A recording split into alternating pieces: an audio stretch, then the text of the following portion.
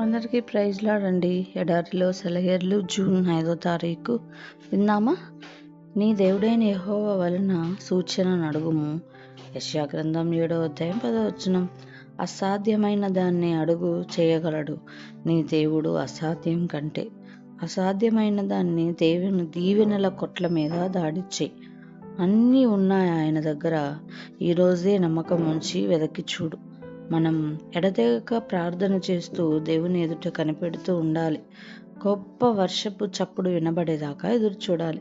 గొప్ప గొప్ప విషయాల గురించి దేవుణ్ణి ఎందుకు అడగకూడదు?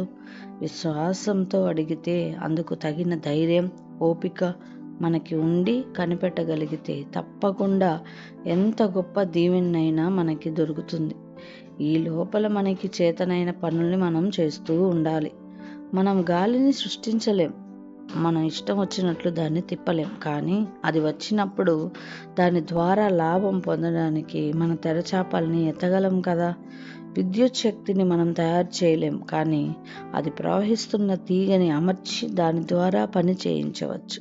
అలానే పరిశుద్ధాత్మను మనం శాసించలేం, కానీ మనల్ని మనం దేవుని సమక్షంలో నిలబెట్టుకుని ఆయన ఇష్ట ప్రకారం పనులు చేయడం ద్వారా ఆయన ఆత్మావేశంలోకి రాగలం కదా.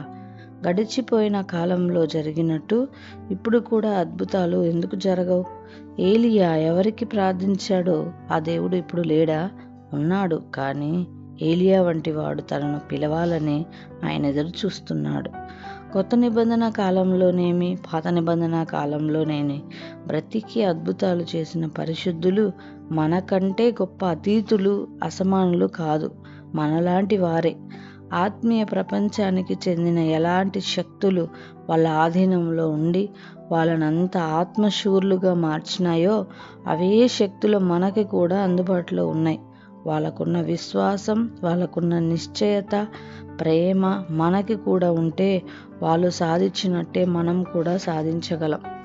ఆశ్చర్య కార్యాలను సాధించగలం.